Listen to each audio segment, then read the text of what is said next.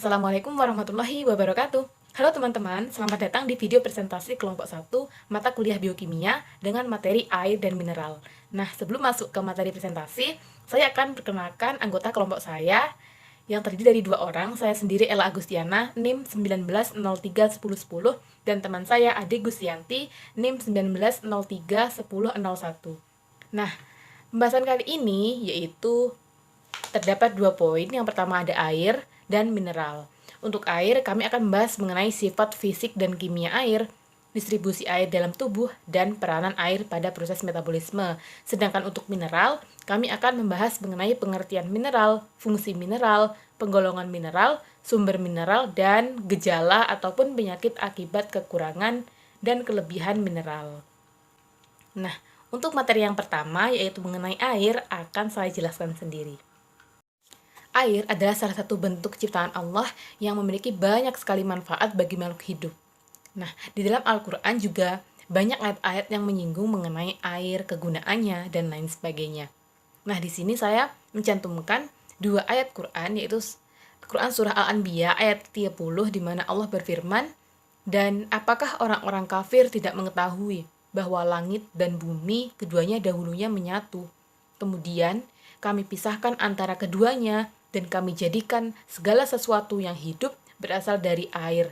Maka, mengapa mereka tidak beriman?"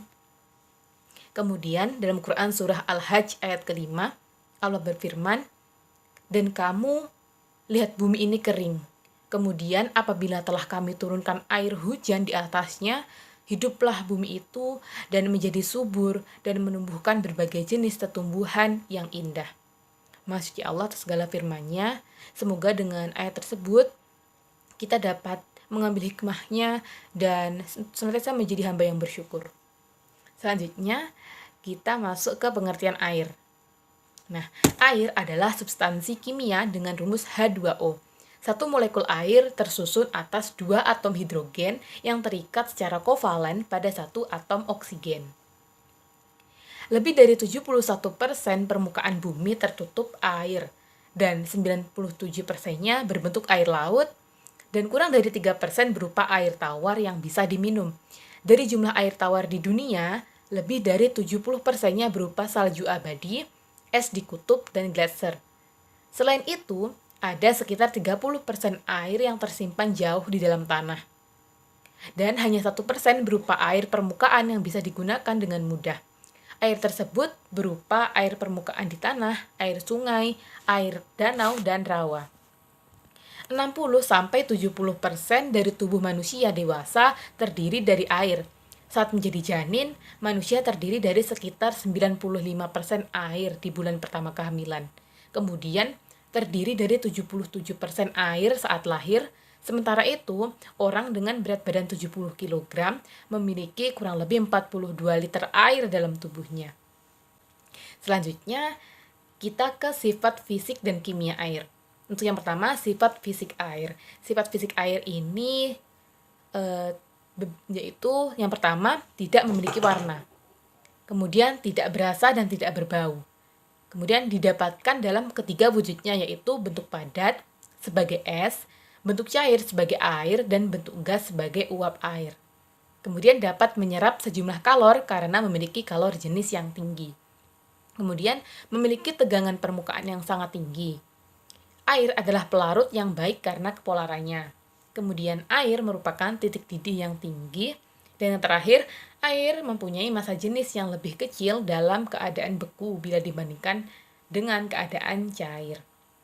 Selanjutnya, sifat kimia air. Sifat kimia air yaitu yang pertama mempunyai pH atau tingkat keasaman 7, netral. Kemudian oksigen terlarut, jenuh yaitu 9 mg. Kemudian molekul air berbentuk seperti huruf V disebabkan karena yang pertama struktur geometrinya yang tetrahedral, kemudian keberadaan pasangan elektron bebas pada atom oksigen. Kemudian bersifat polar karena adanya perbedaan muatan, sebagai pelarut yang baik karena kepolarannya, dan air memiliki efek netral terhadap lakmus seperti saat ia terionisasi. Nah, Di sini dapat teman-teman lihat sifat fisika air dari dari rumus molekulnya, dari H2O, kemudian massa molarnya sampai dengan indeks refraksi. Di sini dapat teman-teman lihat.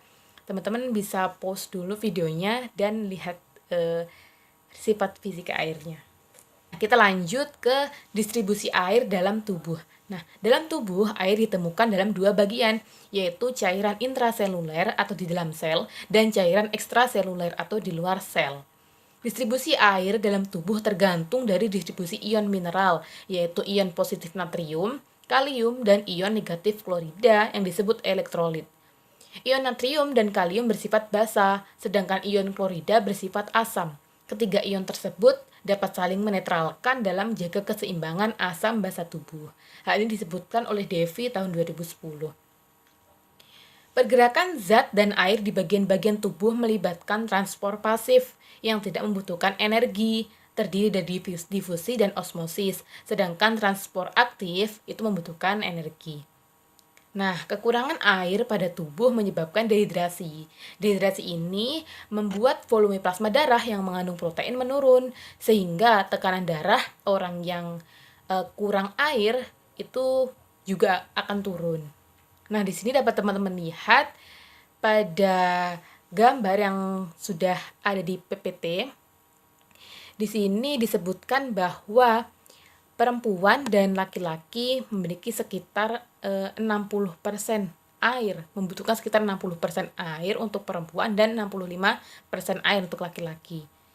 Nah, untuk otak di sini membutuhkan sekitar 83% air.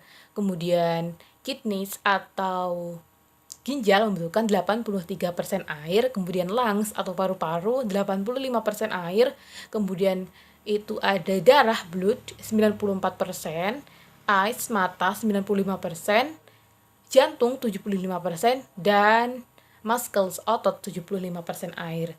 Jadi tubuh kita sangat memerlukan air untuk menjaga agar keseimbangan tubuh kita tetap terjaga. Selanjutnya yaitu peranan air pada proses metabolisme. Air merupakan senyawa penting kedua setelah oksigen. Air berperan penting dalam semua proses kimiawi dalam tubuh, karena air merupakan media untuk senyawa dalam tubuh melakukan metabolisme. Nah, peranan air pada proses metabolisme, yang pertama itu air berfungsi sebagai pelarut, mulai dari pencernaan makanan sampai metabolisme. Air dipakai sebagai pelarut dalam terjadinya reaksi. Yang kedua, air juga sebagai reaktan karena merupakan zat kimia yang ikut dalam reaksi kimia. Kemudian, air berperan sebagai lubricant atau pelumas karena dapat mempermudah bahan-bahan padat lepas menjadi bahan lain. Kemudian, air penting dalam mengatur temperatur tubuh karena tidak mendistribusikan panas. Terakhir, air dalam tubuh dapat melancarkan pengangkutan zat-zat gizi, mengatur keseimbangan cairan dan mineral, mengatur suhu tubuh, melancarkan proses buang air besar dan kecil, mencegah dehidrasi atau kekurangan cairan, serta dapat menurunkan resiko penyakit batu ginjal. Nah, selanjutnya untuk materi mengenai mineral akan dijelaskan oleh saudari Ade. Kepada Ade, saya persilahkan. Baiklah, di sini saya akan menjelaskan materi tentang mineral. Yang pertama adalah pengertian mineral. Mineral dalam bidang ilmu biokimia adalah semua unsur kimia yang terdapat di dalam jaringan hidup kecuali karbon, hidrogen, nitrogen, dan oksigen. Istilah mineral dalam arti geologi adalah zat atau benda yang terbentuk oleh proses alam, biasa yang bersifat padat serta tersusun dari komposisi kimia tertentu dan mempunyai sifat-sifat fisik yang tertentu pula. Menurut Algebri dan Bimanson tahun 1959, mineral adalah suatu benda padat homogen yang terdapat di alam, terbentuk secara anorganik, mempunyai komposisi kimia pada batas-batas tertentu, dan mempunyai atom-atom yang tersusun secara teratur. Sebagian mineral terdapat dalam keadaan padat, namun ada juga kita temukan dalam keadaan cair dan dalam keadaan gas. Misalkan dalam keadaan cair itu bisa kita jumpai dalam bentuk minyak bumi, dan dalam bentuk gas itu bisa kita jumpai dalam bentuk gas bumi. Selanjutnya yaitu fungsi mineral. Ada 3 fungsi utama mineral. Yang pertama yaitu sebagai komponen utama tubuh, atau disebut juga dengan structural element. yaitu sebagai penyusun kerangka tulang, gigi, dan otot-otot. Contohnya adalah kalsium, fosfor, dan magnesium. Selanjutnya yaitu merupakan unsur dalam cairan tubuh atau jaringan, yaitu sebagai elektrolit yang mengatur tekanan osmos. Kemudian sebagai aktivator atau terkait dalam peranan enzim dan hormon. Kemudian penggolongan atau klasifikasi mineral. Menurut bentuknya, klasifikasi mineral itu dapat dibedakan menjadi dua. Yang pertama yaitu mineral makro dan yang kedua adalah mineral mikro. Contoh dari mineral makro ini adalah fosfor, magnesium, natrium, klorida, dan kalium. Dan yang kedua yaitu mineral mikro. Contohnya ada besi, selenium, kromium, tembaga, selenium, mangan, dan kromium. Kemudian penggolongan yang selanjutnya yaitu berdasarkan jenisnya. Mineral ini dapat kita bagi menjadi dua juga, yaitu yang pertama mineral organik dan yang kedua adalah mineral anorganik. Mineral organik yaitu mineral yang dibutuhkan serta berguna bagi tubuh kita, yang dapat kita jumpai melalui makanan yang kita konsumsi pada setiap harinya, misalnya nasi, ayam, ikan, telur, sayur-sayuran, serta buah-buahan. Kemudian adalah mineral anorganik. Mineral ini adalah mineral yang tidak dibutuhkan serta tidak berguna bagi tubuh kita. Sebagai contohnya adalah timbal hitam, iron oxide, dan merkuri, serta magnesium, arsenik, dan aluminium. Kemudian selanjutnya yaitu sumber mineral. Dalam konteks nutrisi, suatu mineral adalah unsur kimia yang dibutuhkan sebagai esensial oleh mikroorganisme untuk melakukan fungsi yang diperlukan untuk hidup. Mineral berasal dari bumi yang tidak dapat diproduksi oleh makhluk hidup. Yang pertama, fosfor. Dalam tubuh makhluk hidup, zat ini memiliki fungsi penting sebagai komponen pembentuk enzim dan sel. Contoh makanan yang mengandung fosfor adalah daging ayam, ikan, dan sapi. Kemudian kalsium. Beberapa contoh makanan yang menjadi sumber kalsium adalah susu, yogurt, keju, dan makanan laut. Kemudian selanjutnya yaitu magnesium. Magnesium ini diperlukan dalam pengaturan tekanan darah, gula darah, dan kontraksi otot. Contoh makanan yang mengandung magnesium diantaranya adalah sayuran hijau, alpukat, kacang-kacangan, dan coklat hitam. Kemudian yodium. Yodium ini banyak kita temukan dalam makanan laut seperti ikan, udang, dan rumput laut. Kemudian ada mangan. Mangan adalah mineral yang banyak ditemukan dalam udang, gandum, serta beberapa jenis biji-bijian. Selanjutnya yaitu kelainan yang terjadi bila terjadi defisiensi mineral. Defisiensi di sini maksudnya adalah jika terjadinya kekurangan mineral.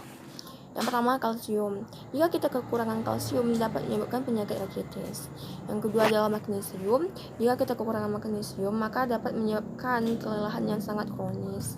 Kemudian ada kalium. Kalium dalam darah naik 3-4 kali dari semula atau dalam kondisi normal, maka akan ada kemungkinan jantung kita berhenti, yang mana dapat menyebabkan kematian. Yang kedua adalah natrium. Kekurangan garam dapur atau natrium klorida atau NaCl ini maka dapat menyebabkan kita kekurangan air, kejang otot, dan juga menyebabkan perasaan lesu serta kepanasan. Kemudian selanjutnya yaitu besi. Mineral besi ini, jika kita kekurangan mineral ini dapat menimbulkan anemia atau lesu darah yang mengakibatkan akibat selanjutnya itu menyebabkan produktivitas kerja kita berkurang. Kemudian adalah mineral seng. Kekurangan seng pada anak-anak menyebabkan tubuh menjadi kerdil, alat seks tidak berkembang, hati dan ginjal membengkak. Kemudian ada selenium. Jika terjadi defisiensi atau kekurangan selenium, dilatasi jantung dan dapat menyebabkan dilatasi jantung dan jantung kongestif. Kemudian ada iodium. Kekurangan iodium selama hamil dapat menyebabkan bayi yang akan lahir menjadi kretin atau kerdil dan cebol. Jadi, kekurangan iodium pada orang dewasa mengakibatkan mata membelalak dan penyakit gondok. Selanjutnya adalah fluorida. Kekurangan fluorida dapat menyebabkan gigi rapuh, dan kelebihan fluorida menyebabkan enamel gigi menjadi keruh dan berkapur. Kemudian ada tembaga. Mineral tembaga ini jika terjadi kekurangan dalam tubuh kita maka dapat menyebabkan kerusakan pembuluh darah arteri yang dapat memulai proses aterosklerotik dan penyakit jantung. Terima kasih atas penjelasan dari saudari Ade. Nah, demikianlah presentasi dari kelompok 1. Terima kasih atas segala perhatiannya. Saya akhiri. Wassalamualaikum warahmatullahi wabarakatuh.